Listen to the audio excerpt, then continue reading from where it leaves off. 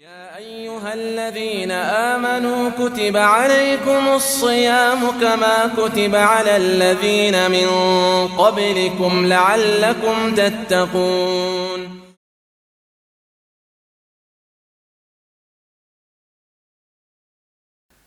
بسم الله الرحمن الرحيم. الحمد لله رب العالمين، والصلاة والسلام على أشرف الأنبياء والمرسلين نبينا محمد وآله وصحبه أجمعين.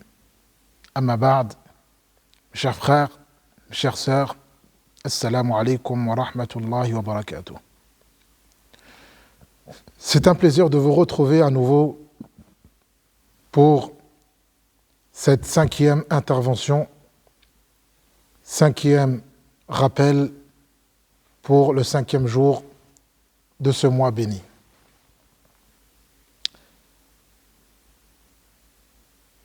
Le jeûne du mois de Ramadan. Il y a un point important, souvent, qui est négligé, qui est oublié, qui est minimisé. Le jeûne. Quelle est la réalité du jeûne?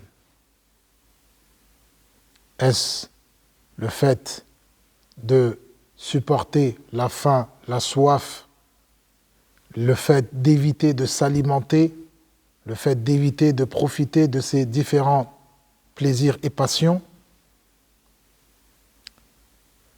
Le jeûne, c'est en partie cela. Mais le jeûne implique également un aspect spirituel. Le jeûne est avant tout une adoration.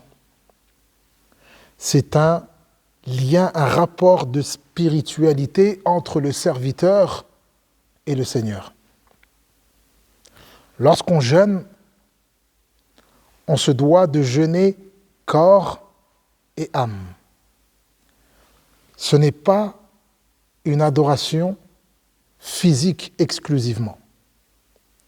C'est une adoration qui, pour atteindre le summum de cette adoration, la perfection dans cette adoration, elle doit être accompagnée, en plus du physique, en plus de l'aspect physique, elle doit être accompagnée de l'aspect spirituel. Pour récolter les fruits du jeûne, il ne suffit pas de supporter la faim, la soif, de s'éloigner de ces différents plaisirs, mais il faut ce côté spirituel. La spiritualité est très, très, très importante dans le jeûne. Pourquoi beaucoup de musulmans, lorsque le jeûne du mois de Ramadan commence, ils sont impatients d'arriver à la fin du mois de Ramadan. Ils sont impatients de finir de jeûner. Ils sont impatients d'arriver le jour de l'Aïd, parce qu'ils n'ont pas ressenti le côté spirituel, le délice de la spiritualité qu'il y a dans le jeûne.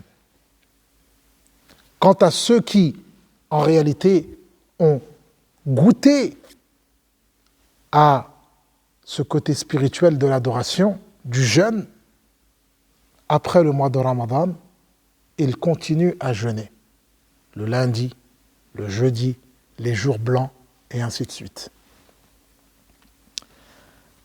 Donc, on se doit de redoubler d'efforts afin que notre jeûne ne soit pas uniquement une adoration physique, mais une adoration qui est à la fois physique mais spirituelle. Allah subhanahu wa ta'ala, il nous indique cela dans un hadith. Le hadith al-Qudsi, lorsque Allah subhanahu wa ta'ala il nous dit « Kullu amal ibn Adam lah illa as-sawm fa innahu li wa ana ajzi bi yada'u ta'amahu wa sharabahu wa shahwatahu min ajli » Allah subhanahu wa ta'ala il nous dit à travers ce hadith Qudsi, tous les œuvres que fait le serviteur seront pour lui, sauf le jeûne, il est pour moi. Car il délaisse sa boisson, sa nourriture, ses plaisirs pour moi, Allah subhanahu wa ta'ala. Donc, il y a le côté, l'aspect corporel, l'aspect physique de l'adoration, mais il y a également l'aspect spirituel, min ajli. C'est pour Allah qui fait son adoration. Il ressent un plaisir. Et ce plaisir, il est tellement plus intense, plus important à ses yeux, qu'il délaisse sa nourriture, sa boisson, ses plaisirs. Son alimentation vient au second degré. L'agrément d'Allah subhanahu wa ta'ala, rechercher la satisfaction d'Allah subhanahu wa ta'ala vient au premier degré. Le côté spirituel vient au premier degré. Voilà comment les pieux prédécesseurs jeûnaient. C'est pour cela qu'un prédécesseur disait « Ah, ces pauvres gens qui ont quitté ce bas monde sans même avoir pu tirer le meilleur de ce qu'il y avait dans ce bas monde. » Quelle est la meilleure chose qu'il y a dans ce bas monde? C'est le délice de l'adoration. Et le délice de l'adoration, on le retrouve dans la spiritualité. Lorsqu'on joint spiritualité à aspect physique de l'adoration. Mais, dirait-on, comment atteindre le côté spirituel?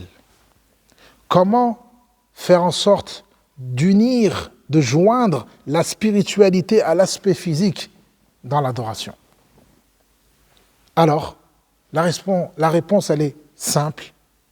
Il faut se rappeler pourquoi, pour qui je jeûne. Pourquoi je jeûne? Pour qui je jeûne?